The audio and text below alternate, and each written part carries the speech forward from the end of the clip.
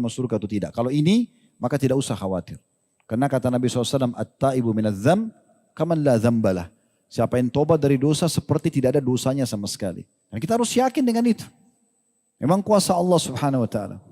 Kalau misalnya ada orang iseng nih, tanda kutip dia bilang begini, kalau gitu Ustaz kita buat dosa aja terus. Toh nanti kita tobat diterima sama Allah. Ini pemikiran yang keliru. Ini syubhat dari syaitan. Jangan diikuti, ya. Kalau ada bisikan untuk berbuat dosa dengan alasan, toh Allah Maha Pengampun, nanti gampang tobat, toh tobat juga akan membersihkan dosa yang lalu. Ini pemahaman keliru dari syaitan. Karena bisa saja tidak sempat taubat meninggal, kan gitu.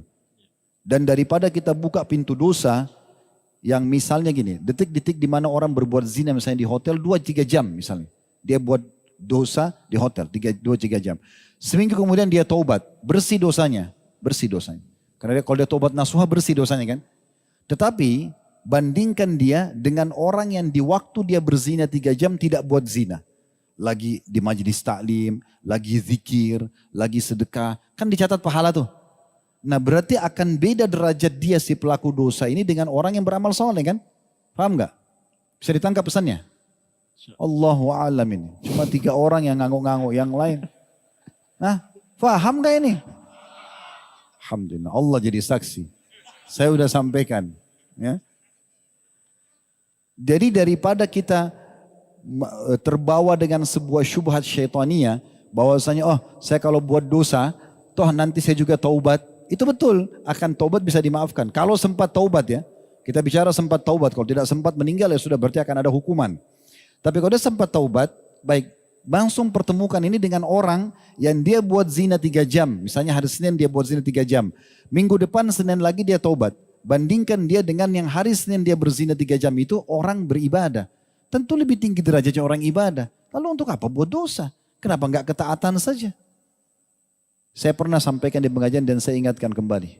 Teman-teman sekalian, kalau kita menjadi orang mukmin, orang mukminah, orang soleh dan solehah ini, kita enggak bisa nikmati dunia ini. Enggak bisa makan enak, enggak bisa minum, enggak bisa pakai pakaian, enggak bisa punya jabatan, enggak bisa punya harta, enggak bisa biologis, enggak bisa punya anak misalnya.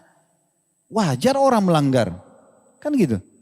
Tapi ini tidak. Antum boleh makan sepuasnya, minum sepuasnya, pakai pakaian yang terindah, cari jabatan tertinggi, kumpulkan harta terbaik. Boleh. Cari pasangan yang paling sempurna, punya anak sekian banyak, silakan.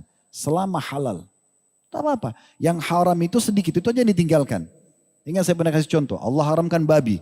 Gak boleh kita makan daging babi. Padahal tubuh kita butuh daging kan. Andai saja Allah haramkan semua daging gak boleh. Sapi haram, kambing haram, kelinci semua tidak boleh. Tapi tubuh kita butuh protein daging. Kan wajar orang melanggar, jadi makan. Ini enggak. Yang diharamkan babi diganti sapi, kambing, ayam, kelinci, semua hewan air. Banyak sekali gantinya. Babi ini hanya ujian. Hanya ujiannya saja. Allah kasih kita interaksi biologis. Harus sperma harus ketemu sel telur. Ya. Yang paling umum 99% adalah interaksi biologis. Kan? 1% mungkin dengan bayi tabung misalnya. Maka ini harus terjadi. Kan? Allah tahu itu. Allah ciptakan memang harus ada populasi manusia yang berinteraksi biologis. Untuk membuat itu Allah berikan kita kenikmatan kalau biologis. Supaya orang mau, laki-laki mau tumpahin sperma, perempuan juga mau terima sel telur itu. Terima sperma itu akhirnya dia hamil, gendong anaknya. Kalau Allah nggak kasih kenikmatan biologis, nggak bakal ada orang mau interaksi biologis gitu kan. Tapi Allah kasih kenikmatan. Ada satu sisi Allah haramkan zina, nggak boleh nih. Karena tidak ikuti peraturan Allah. Tapi satu sisi ada nikah. Allah kasih, silahkan. Setelah nikah biologis sepuasnya gitu kan. Mau safar, mau masuk hotel, gak ada masalah. Hamil berulang-ulang silakan. Tapi kan dikasih. Kalau Allah nggak kasih, kita punya syahwat tapi Allah nggak kasih pintunya. Kan wajar orang berzina. Tapi ini enggak, ada solusinya.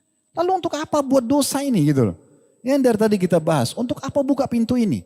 Dan keputusan ada di tangan kita masing-masing teman-teman sekalian. Saran saya buat diri saya dan teman-teman sekalian, tutup keran dosa itu. Dosa itu untuk dipelajari dan dijauhi, bukan dicoba. Babi haram, gak usah bilang, saya mau coba dulu dagingnya. Kenapa Allah haramkan? Gak usah, gak perlu. Udah langsung aja makan kambing, domba, ayam yang halal, selesai. Kan begitu. Ya. Pertanyaan berikutnya.